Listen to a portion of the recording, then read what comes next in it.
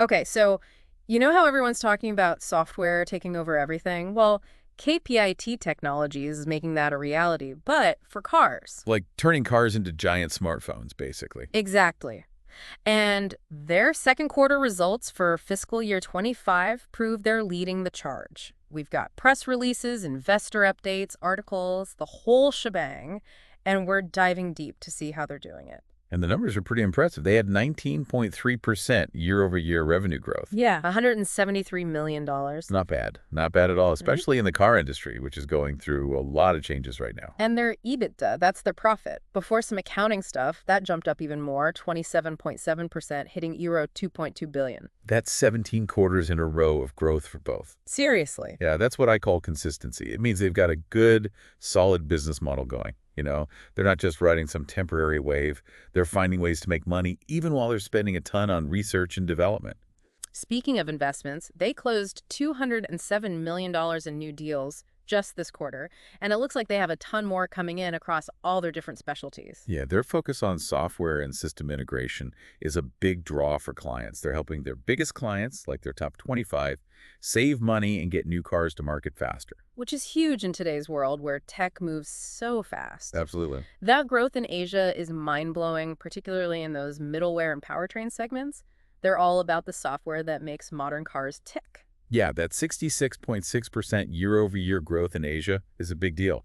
It shows they're tapping into a market that's really hungry for these new mobility solutions. Yeah. It's like they're not just building the tech, they're setting themselves up right where the demand is about to explode. It's smart. And even with all the rising costs, like wages and stock options, they're still managing a 20.8% EBITDA margin. Pretty impressive, right? They're clearly figuring out how to be efficient and profitable even as they invest in their employees. It's like a balancing act. It is. It is. They're Mhm. putting resources into new areas like trucks and off-highway segments, but their core business is staying lean and making money. Okay, let's move away from the numbers for a second. They've got some really cool projects going on. I mean, they've signed deals with major car makers all over the world, Asia, Europe, the US, and they're involved in everything from autonomous driving to electric powertrains. It shows they're a major force in the car industry, not just some small player. So are they just keeping up with trends, or are they really pushing boundaries and innovating? Oh, they're definitely innovating. Take their partnership with Microsoft to create Trace 2 Fix, for example. Oh, yeah, I read about that. This is using AI to change the entire car repair process. So AI could help mechanics diagnose problems faster and more accurately. Wow. I didn't realize AI was already being used that way in car repair. What else can they do with that tech? That's just the beginning.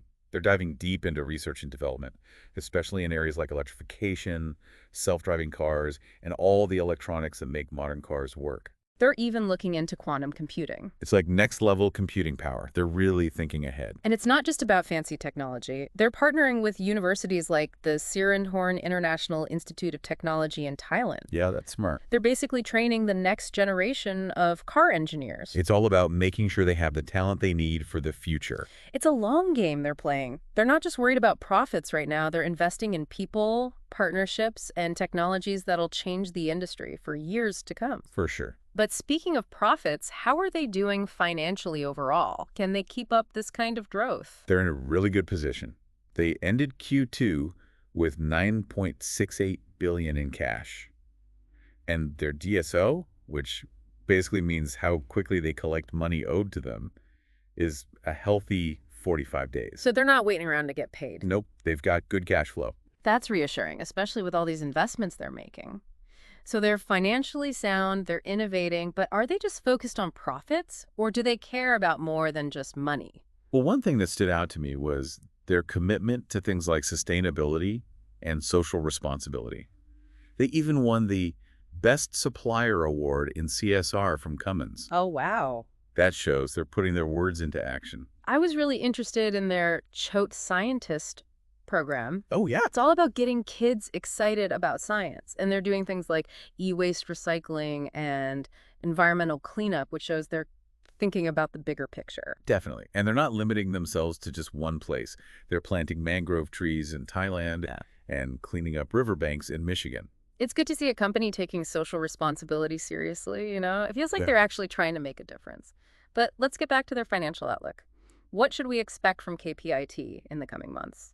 they're still expecting a solid 18% to 22% revenue growth for the year, and they think their EBITDA margin will stay above 20.5%. Ambitious. Ambitious, but given their track record, I think they can achieve it. It seems like they're managing their money well while still making big bets on the future. What's interesting is that they're thinking about raising even more money to grab new opportunities. Exactly. They're not just sitting back. They're looking to expand and have an even bigger impact, which is great for anyone who's interested in where cars are heading in the future. And speaking of taking action, there are a few specific moves they made that show just how ambitious they are. They got approval to raise a massive 880 crores. That's a lot of capital for future growth plans. And it looks like they already have some ideas about how to use that money wisely. Bringing Mr. Vijay Keshab Gokhale in as an independent director is a strategic move. He's an expert in things like geopolitics and geoeconomics. So he can help them navigate the complicated world of doing business globally. Makes sense. But what about their decision to close Samet Solutions, Inc., their subsidiary in the U.S.? What's going on there? That's all about making their operations smoother. They've already integrated everything from Samet Solutions into their other U.S. subsidiary, KPIT Technologies, Inc. So it's about efficiency. Yeah, basically consolidating their forces to be stronger and more effective in the U.S. So it's more like a strategic cleanup, not a sign of trouble. Okay, let's pause for a moment before we move on to the next part of our deep dive. We've seen strong financial results, innovative projects, and a real commitment to making a positive impact. What does all this tell you about KPIT? To me, it shows they're not just following the latest trends. They have a vision, a solid plan, and they know how to execute it. They're not just talking about the future of mobility, they're actually building it. That's a great point. For everyone listening, as we go to the next part, keep that in mind. Think about what building the future of mobility really means, the challenges and opportunities involved, and how a company like KPIT is tackling all of it. KPIT is definitely one to watch, especially with this software-defined machines thing they're pushing. I found it really interesting how much they emphasize that in all their stuff. Yeah, I noticed that too, especially in that presentation they gave at the Commercial Vehicle Congress. But honestly, it sounds a little like science fiction to me. Can you explain what it actually means, in simple terms? Think of your phone. Every time you get a software update, it gets new features, right? Maybe the camera takes better pictures, or you can use a new app. Software-defined machines is basically making cars more like that. So instead of just being stuck with the physical parts they have, cars can keep getting better and better through software updates. Exactly. And KPIT is one of the companies leading the way in making this happen. They're building the software platforms and the tools that'll let car companies design vehicles where software is at the heart of everything. So it's like they're creating the operating system for the future of driving, not just the car itself. That's a great way to put it. And they're focusing on some really important areas: AI-powered powertrain design and all the technology that makes connected vehicles possible. They're going all in on this because they see the potential. Software could totally change how much gas cars use, how safely they drive, even how much fun they are to drive. It's like taking all the best things about our phones and putting them in our cars. But this can't just be a theory, right? How are they actually putting this into action? They're working directly with car manufacturers, the big guys, to help them put these advanced software systems into their vehicles. One of their big projects this quarter is all about developing autonomous driving and powertrain solutions for a leading Asian car maker. So they're not all talk, they're actually doing it. But I imagine it's not easy. Oh, there are tons of challenges. One of the biggest is just how complicated these software systems are. We're talking about millions of lines of code that have to work perfectly together and be totally secure. Any little mistake could have huge consequences. It's like they're building a digital brain for the car and it has to be able to handle anything. So how's KPIT dealing with that? They're putting a lot of resources into what they call robust competency frameworks and relentless execution. Basically, they're building the infrastructure and processes to manage this huge project. And they're using global teams and things like automation and productivity tools to work as efficiently as possible. Like a well-oiled machine. Exactly. But even with the best tools, you still need the right people to use them. How are they attracting and keeping top talent in such a competitive industry? They're really focused on creating a culture of constant learning and growth. They have something called KPIT Academy that offers employees all sorts of training programs and certifications. They even had a whole ceremony this quarter to recognize employees who completed those programs. It's good to see a company investing in their employees like that. Yeah, it's not just about getting new people. It's about helping your current employees develop their skills and grow with the company. That builds loyalty. Makes sense. And they're also trying to reduce employee turnover, which is always a problem in tech. They've started a new employee stock ownership plan and are focusing a lot on leadership development and AI training. They know that to stay ahead, they need to keep their employees motivated and up to date with the latest skills. It sounds like they're creating a good work environment where people feel valued. Yeah. But it's not just about internal stuff, right?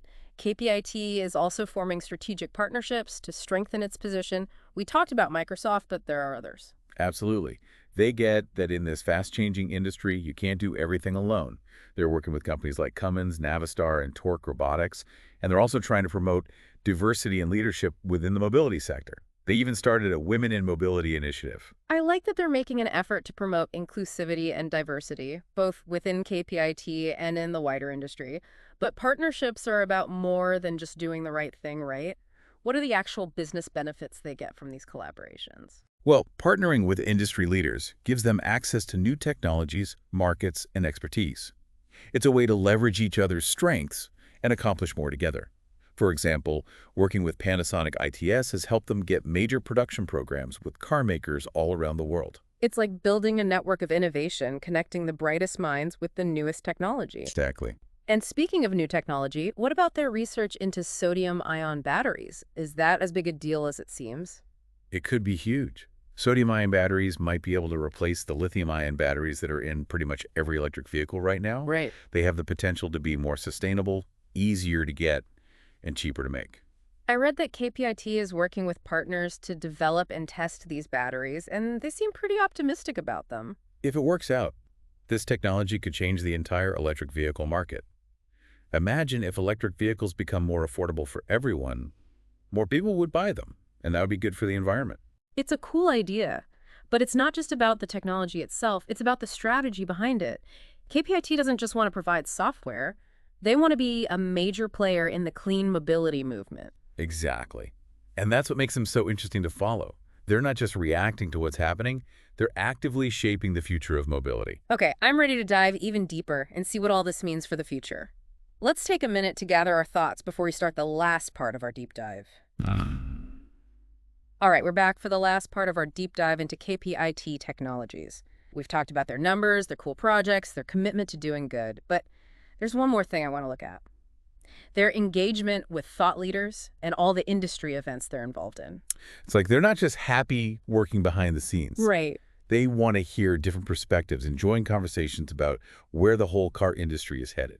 It shows they get that building the future of mobility isn't just about the tech, it's about understanding how that tech will change society, the economy, everything. Their CEO, Kishore Patil, did a really interesting interview on Bloomberg Markets Asia. Oh, yeah. He talked about how European and Chinese car companies are approaching this whole software-defined vehicle thing in different ways. I remember that interview. It really made it clear that the future of mobility isn't a one-size-fits-all situation. Different parts of the world have different priorities, and KPIT seems ready to deal with that complexity. Like they're always thinking a few steps ahead. Yeah, and they're not just watching from the sidelines, they're hosting their own thought leadership series called KPIT STEM Dialogues. Oh yeah, those dialogues are great. They get some really smart people involved. Like Dr. Martin Green, the guy who basically invented the technology behind most of the world's solar panels, and Dr. Hari Balakrishnan, a super famous computer scientist. It's cool to see KPIT giving these experts a platform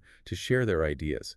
And it's not just about the latest gadgets. They're talking about the ethical and societal implications of all these advancements too, which is so important. It shows they're thinking about responsible innovation. They're not just chasing the next shiny object. They're asking the tough questions about the impact their work will have on the world. And they're not afraid to get involved with the rest of the industry. Their CTO, Anup Sable, spoke at the Regional Industry Summit 2024. Oh, yeah. He talked about the potential of AI, quantum computing, and how India is becoming a bigger player in the global tech world. Events like that are a great way for KPIT to show what they know, meet potential partners, and keep up with the latest developments. You can tell they're not just a company, they're a group of passionate people who really want to make a difference. And that's what makes them so interesting. They're not just building a business, they're building a future. And they're doing it in a way that's smart, responsible, and exciting. I completely agree. It shows that the future of mobility is about way more than just technology. It's about people, collaborations, and a shared vision for a better world. Well said. As we wrap up this deep dive, I feel pretty optimistic about the future of mobility and about the role KPIT is playing in making that future happen. Thanks for joining us on this journey, and until next time, keep learning, keep exploring, and keep pushing the limits of what's possible.